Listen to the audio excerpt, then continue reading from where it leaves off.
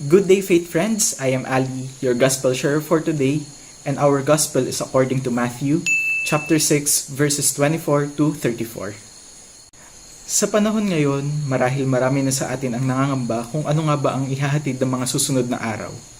Sa dami ng mga pangyayaring nagaganap, marami na sa atin ang natatakot, nangangamba, nag-iisip at kung minsan ay nawawalan ng pag-asa. Pero ang ating pagbasa ngayon ay nagbibigay ng paalala sa ating lahat na huwag kayong mangamba. Bakit nga ba tayo nangangamba? Marahil may mga bagay tayo na ayaw mawala sa buhay natin.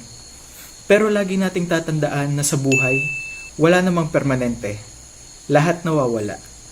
Nasa sa atin na lamang kung paano natin ito tatanggapin. Pero lagi nating gawing positibo ang ating pananaw. Kumapit tayo sa paniniwalang kapag may umaalis, may mas magandang bagay na dadating at hindi niya tayo pababayaan. Isa pa sa pangamba natin sa ating buhay marahil ay ang makaranas ng pagkabigo. Gusto kasi natin lagi na palagi tayong nasa tagumpay, pero lagi nating tandaan na sa pagkabigo, natututo tayo at doon tayo lumalago. At isa pa sa dahilan ng ating pangamba ay ang pagdududa natin sa mga susunod na araw na darating. Sa dami ng mga hindi inaasahang pangyayari, marami na din siguro sa atin ang nawawalan ng pag-asa at kung minsan ay napapasabi na lang ng bahala na. Pero lagi nating tandaan na ang buhay ay punong-puno ng sorpresa.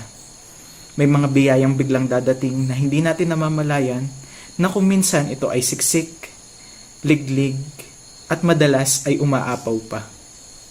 Kaya mga kapatid, nawa ay hayaan natin ang lungkot na pansamantalang samahan tayo sa ating buhay.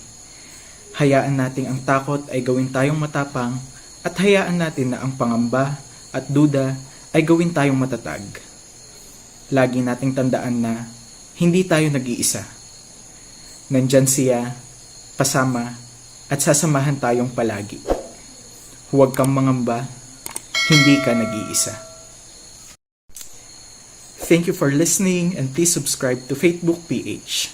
Stay safe everyone and God bless us all and may our faith never be weakened.